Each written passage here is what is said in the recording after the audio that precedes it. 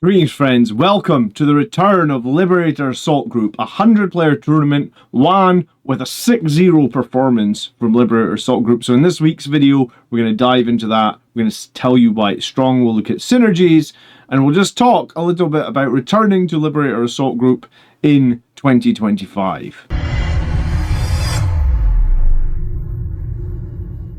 So welcome back to the channel, and if we are just meeting, my name is John, the Blood Angels Commander, and every week I'm going to tell you how to be a better Blood Angels player here, obviously, on this channel. So, the Kent Major 2025, there's a tournament that just happened like last week. Christopher Radford, 6-0 with Blood Angels. I went back through BCP and pulled out what he had played against. It was Chaos Demons, Death Guard, Chaos Space Marines, Death Guard, Chaos Demons, and Thousand Suns. So, a lot of heretics he was up against, and he averaged about 78 battle points. So, it's a bit of a fresh take on lag, but I think the thing that I wanted to talk about as well in this video is that I don't think his list worries too much about what is quote-unquote meta. We know Death Guard are very, very strong. We know Knights are very, very strong. I think this list was just built with the intention of being a strong Blood Angels list that synergies together and does some of the best things Blood Angels can do. And I think that's a good way of building lists, right? So we're going to touch on that. And also, this sort of list of enemies showing that you actually could, in a 100-player event, you can actually only have 4 distinct opponents over 6 games is actually pretty crazy, right? Like, sometimes I have been pigeonholed into building lists to deal with a certain army. I've been thinking my list can't beat Knights, so I build a list that I think can do well against Knights, but I sacrifice other things to achieve that. And this just shows that, like, sometimes you just don't play against Knights. So sometimes I think when we're worrying about the meta or we're worrying about our picks, sometimes I think just a fresh approach is a great approach. So I think this is what this list said to me, because I obviously follow the meta pretty closely for Blood Angels and week on week talk about it. This list felt fresh, and this is one of the reasons that I wanted to cover it. So we start the list with some characters. We have a Blood Angels captain in here with an Infernal Pistol, a Power Fist, and a Rage Fuel. He will be with a squad of Sternguard veterans. That means if he goes into the Oath of the Moment target, we're rerolling all hits and all wounds. He's also going to start the game most likely inside the Impulsor. So the Impulsor can advance 18 inches forward, he can disembark 3 in turn 2, he can move 6, he can advance and charge, he can be almost anywhere you like. We got Mephiston as a lone operative. I don't really rate Mephiston in Liberator Assault Group because he always misses and fails to wound a couple of times, but he's here nonetheless. A survivable lone operative is what I would say Mephiston has. We've got Dante, who's most likely going to be with the 6-man squad of Sangre Guard. We've got 2 of those new Death Company captains that give Death Company sustained hits. They're most likely going to both be with a 5-man squad of Death Company. So 5-man squad of Death Company, they're getting sustained hits all the time, one of which has the enhancement for Fight First. We have a Lamartas, who sort of returns here. We really haven't seen too many people play Lamartas. I mean, his unit used to be 400 points or something, right? Now, they've gone down to 330 points for 10 Death Company with Lamartas. That gives you, like, 2 Eviscerators, 5 Power Fists, couple Infernal Pistols, couple of Plasma Pistols, and, like, 5 guys with Bolt Pistol and Chainsword. So, I guess with the lethal hits built in from Lamartas, they're definitely going to be rolling some 6s, re-rolling all hits as well. It's worth noting that all the Death Company, that's their rule, right? In melee, they just re-roll all hits. And then we've got our Combi Weapon Lieutenant, who can start the game on the forward objective, he can reactive move, he can score some points, he can do actions. We also have the Sticky Intercessors, a Power Fist and Grenade Launcher, makes sense. We have 2 jump units, each with a couple of Plasma Pistols, Power Fists, and a Hand Flamer. Sorry, 1 Plasma Pistol, 1 Hand Flamer. Some people are definitely taking this Hand Flamer on the Sergeant. I mean, I don't really rate it in that it's got no AP and it's strength 3. But I think I would always prefer the Plasma Pistol, but some people are taking the Hand Flamer on the Sergeant, it's fine. You've got a small squad of Blade Guard. They can tussle. In Liberator Assault Group, they actually do pretty well, right? Like, on the charge, it's 15 attacks, it's strength 7, minus 2, 2. It's decent. It's actually very decent for 80 points. The Sternguard we already talked about, they're going to go into the Oath of the Moment target. Remember, if they go into the Oath of the Moment target, they've got Bolt Rifles, Heavy Bolter. They're rerolling all hits and shooting as well. They're rerolling all wounds and shooting, and every wound adds a 6 as a devastating wound. And then we've got a unit of scouts with combat knives, and combat knives are a good choice actually these days for scouts. I believe the scouts with combat knives get 20-something attacks, because a base scout has like 3 attacks, so they would, with a knife, so they would go to like 4 attacks on Liberator Assault Group. They're AP 1. He has taken 5 combat knives here. I think the sergeant could take a chainsword, but I actually think the chainsword is the exact same profile these days. Anyway, that's semantic, right? Like combat knives, I think you can take a chainsword. I don't think it really matters. But so what does this list look like? 2 jump units, so 2 Death Company jump pack units, led by captains, 1 10-man, led by Lamartes, a big unit of Sanguinary Guard led by Dante, and then the Blood Angels Rage Captain with the Stern Guard. So what you've got there, straight away, is like 5 melee units that will kill, right? 10 Death Company definitely kill, 2 5-mans with Sustained, the Rage-Fueled Warrior with his Stern Guard, and then Dante. So you've got 5 pretty deadly melee units.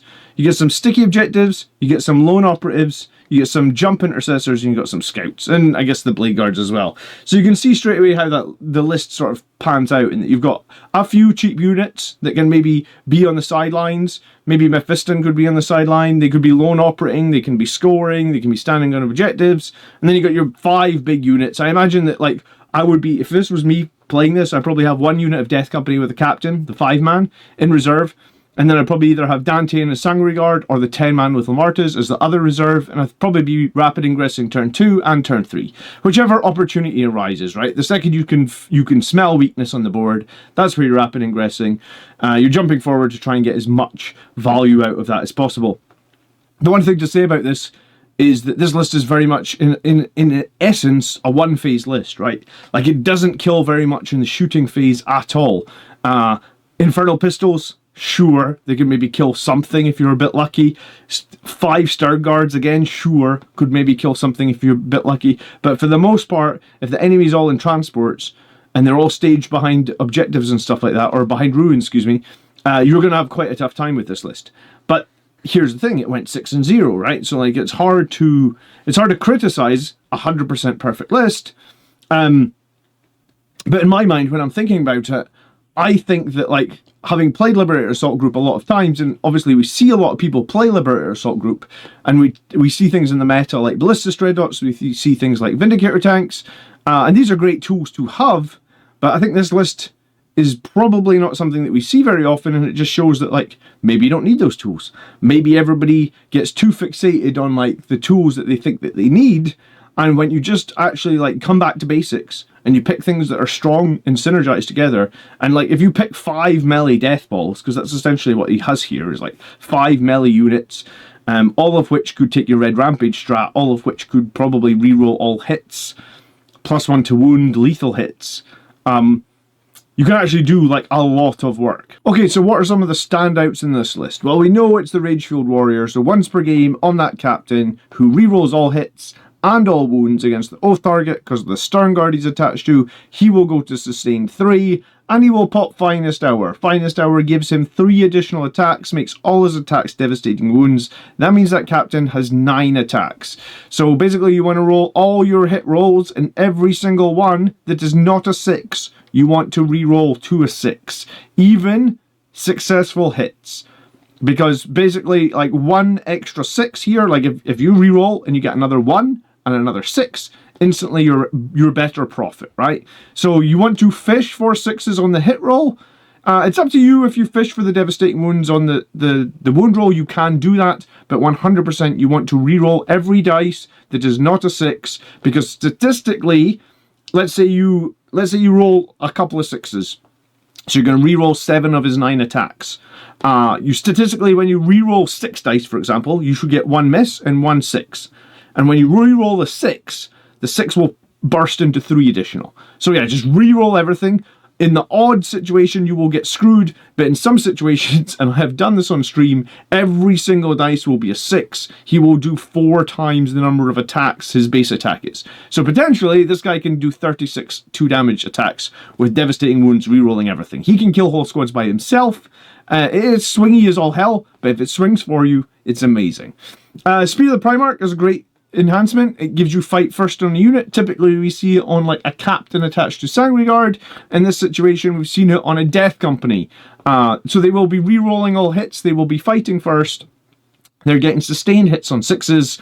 And I mean, you could pop Savage Echoes on that Death Company. We don't see that too often, but it would give them the ability to get 1 extra attack per model, 1 extra strength per model. Yes, they will be battle shocked, but the thing is, they're probably going to unbattle shock at the start of your phase anyway, or they're at least going to get to roll to potentially unbattle shock. So if you are getting charged with the speed of the Primarch, you could definitely use Savage Echoes to do additional damage. And in the situation where you actually lose your Death Company captain, remember, he will do mortal wounds to the attacking unit as well. Okay, so what's going to be the strategy or some of those strengths and weaknesses from this list? Like, it's going to be triple Death Company is rarely something we've seen. Maybe we've only just started seeing it since the new balanced data slate. It gives us a solid amount of fast-moving punch. Dante and his Sangry Guard, they don't need Earl at the moment, hitting on 2s. They can deal really well with some elite infantry and lower toughness enemies. Like, if you're T7 or less, Dante's unit is going to decimate you. We can use stuff like lethal hits and +1 to wound to make that unit very, very good. They're also pretty durable when actually fought in combat, what with a -1 to hit, -1 to wound. Some armies, they're just bonkers. Like, if you play against orcs, I've honestly seen like them come into like Power Fist orcs all of a sudden, and they're only hitting you on 5s. It feels pretty great. So Dante's unit is really useful. We've got the Rage-Fueled Captain, the Stern Guard. He just gives you potential to go like full hit and wound rerolls, fish for 6s, the Impulsor let them stage really effectively. Like, you basically almost want to just park the Impulsor as close to the middle of the map as possible in an obscured position. It gives you a huge area to charge out of. We've got the sticky objectives, which we talked about, and we've got 3 little unit of Blade Guard. They could be deployed on a flank, they could maybe come and hold an objective, they could do some actions, hell, they can even tussle if they need to be. We've got a few lone operatives to force your opponent to come to, you know, like if the lone operative's standing on an objective, your opponent's going to have to move within 12. If they're within 12, they're probably in range for you to countercharge them with a bunch of units. We've got lots of jump infantry, so we can stage them all over the board. We can try and keep them obscured, we can threaten charges. Even the scouts can be used to kill stuff in Liberator Assault Group. We talked about that. Everybody obviously can throw some grenades as well. And we've got 13 unique drops. 13 or 14 are the ideal number, it feels like, for Blood Angels, isn't it? Like, that gives you enough presence on the board to hold objectives and score actions and still kill the opponent. If you're less than, like, 13, I think you probably need to rethink your list a little bit. The only time you probably be less is if you're adding, like, a big knight. Because some people have started adding like Canis Rex or Knight Castellans to the Blood Angels. Maybe then you're down a couple of drops. That's what happens when you put a 400-point model in your army. But yeah, 13 drops seems to be the number to aim for. So what's good? Like, what's the strengths of this list, right? It's got threat saturation, and we already talked about how they've got 5 very deadly melee units. We've got the cheap, inefficient support characters that can be good for scoring. We've got speed everywhere, like just jump packs everywhere, the Impulsor, advance and charge potential anywhere, and obviously if Dante does advance and charge, then he is moving exceedingly fast with his +1 to advance roll and +1 to charge roll. The -1 damage Death Company make a return. We haven't seen these guys much, but again, you could rapid ingress them, you could advance and charge, lethal hits built in, re-rolling all hits. If you have, I think the Death Company get, I think it's like 8 attacks from the Power Fists, 8 attacks from the Eviscerators, 25 Chainsword attacks, and then the Chaplain leading them, in this case Lamartez, has about 5 attacks. And all the Death Company models are re-rolling their hit rolls. So the Death Company models with that many attacks, lethal hits from Lamartez, they're going to get a number of 6s. So you're getting a bunch of auto wounds straight away, and then you're just building in a lot of reliability. They might need your +1 to wound. You can do that, obviously, with Red Rampage on them, but we haven't seen this unit all that much. We saw it a lot at the start of the edition when it was almost 400 points, I think. Yes, it had some more Power Fists, but it is down quite a lot. It's probably down almost 20%, 330 points. This is the first time I've actually seen it go like 6-0 in a tournament. So this could be something you could consider fielding again. Maybe it works better into certain armies, but Lamartez +10 Death Company looks like it's worth putting on the board again. What are the weaknesses, right? We already talked about this, like limited shooting, right? You just don't really have any shooting. Some armies like Aldari with a ton of fight first, or Tau that are able to shoot you and thin your numbers before you get to charge, could be pretty problematic for you. But here's the thing, every single army or every single list you build has some sort of counter somewhere. So like, this is what I was trying to say, is like, don't get too hung up on a potential counter, because maybe you never play against them, right? Like, and if you don't ever play against your potential counter, then why are you making your list worse against all these other opponents to deal with one army that you might never play against? And I think I've been guilty of that. So this is why I like this list, and I think it's refreshing, right? Obviously it has a reliance on charges. I think a good Blood Angels player can negate this to a certain extent, right? Like, I've definitely played at tournaments where, like, the biggest charge I've ever had to make for an entire event is like a 6 or 7 inch charge. I think if you're in a situation where you're ever trying to charge more than 7 inches, probably comes down to, like, you didn't stage those units well enough, and you need to practice staging units behind terrain. I've done videos about staging units, I've done videos about terrain. You can search them, my channel is searchable, or leave me a comment down below and I'll link you to some of the videos. But yeah, going through an event with Blood Angels, like, you should realistically almost be able to play an event like that is 5 games across 2 days and never fail a charge. Yes, sometimes you might have to CP reroll them, but I'm including that, right? Like, you should be able to be positioning your units where your probability is high enough that you make most of your charges.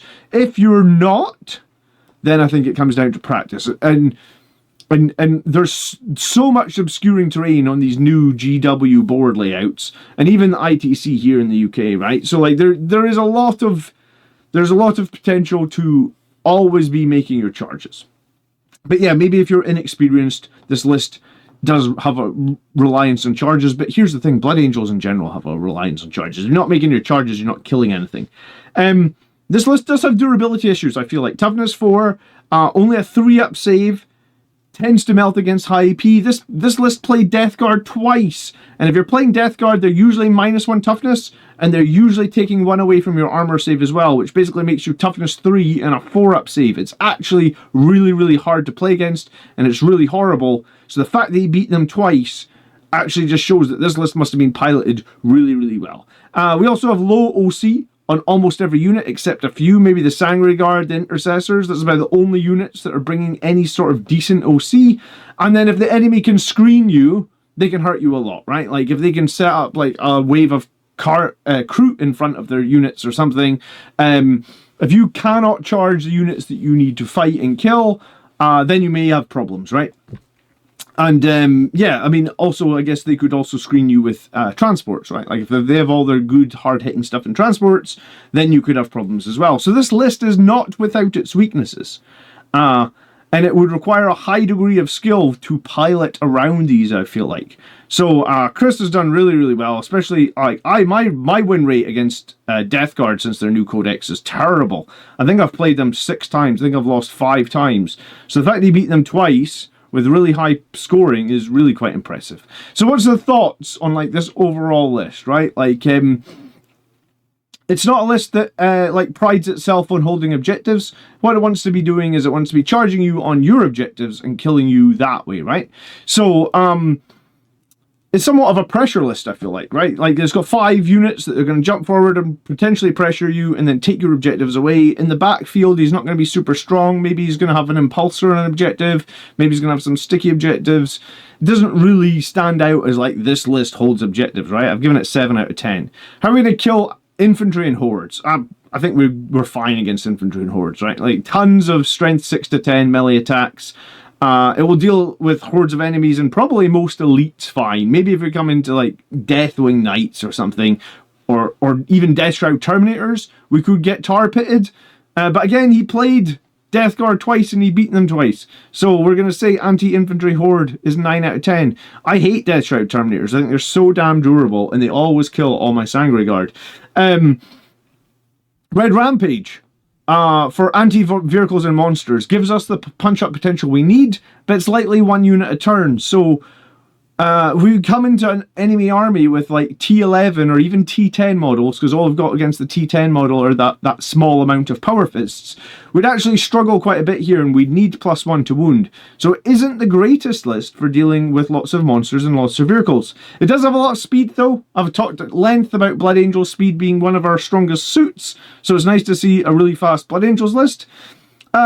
Specialization, like how much of the game, how much nuance is in this list, right? Like, it's quite a straightforward list. That's the one thing that we could say Liberator Assault Group is straightforward with, right? Like, +1 attack, +2 strength on the charge. We know what we need to be doing. We need to be connecting with those 5 big melee units. I think it's a fresh take on Liberator Assault Group, because when I made a video maybe like 2 months ago about like building a really good Liberator Assault Group list, and because I usually put a couple of vehicles in there, maybe Predator tanks or Ballistic Dreadnoughts or Vindicator tanks, I said that a really solid Liberator Assault Group list included 4 solid melee threats. Well, this has just said, screw the tanks, we're going for 5 solid melee threats.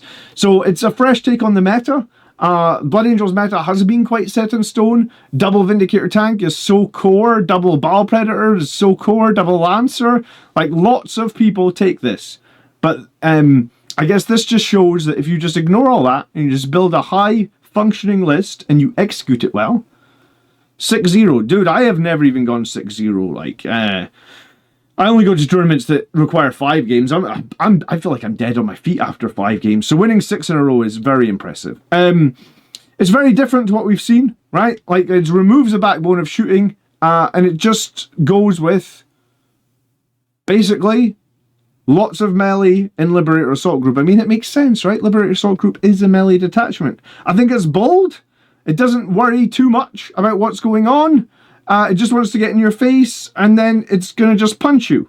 And then it's going to keep punching you in your face and hopefully hang on and score points. I think hang on and score points is the tricky part, because I have played Liberator Assault Group with like 2 Lancers in all melee like this, and I really struggle to hang on. Yeah, I'm in their face, and I've played against that as well, right?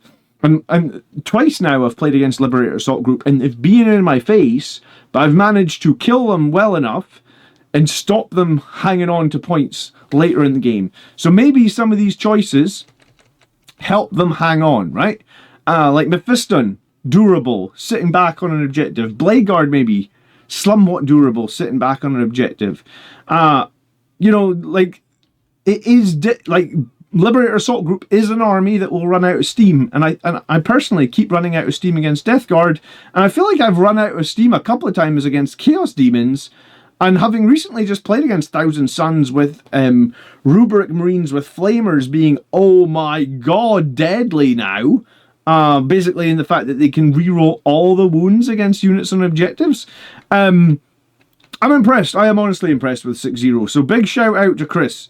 Or Christopher. Maybe he doesn't like being called Chris. I don't know. I don't know if we've ever met, Chris, but well done. If you leave a comment, Chris, I'll pin your comment. Tell me what I got wrong about the list. I'll pin it to the top of the video so anyone watching can see your comment. That would be super cool if you do that. If you haven't watched any of my recent videos, I did a video last week actually comparing Liberator Assault Group to Angelic Inheritors and saying how Angelic Inheritors is actually statistically performing better in the meta overall. And then this Liberator Assault Group list comes out of nowhere that no one's playing and goes 6-0. So what do I know? Thanks so much for getting to the end of the video. If you are buying any new Blood Angels or any 40k models, remember Element Games or Wargame Portal, Element in the UK, Wargame in the US. It does help support the channel. You can support me on Patreon or click the big button under YouTube, the big join button. I do appreciate everyone that supports the channel. Leave a like, leave a comment. I'll see you guys on next week's Tactics video. Thanks ever so much for watching. By the blood are we made strong, my brothers. Peace.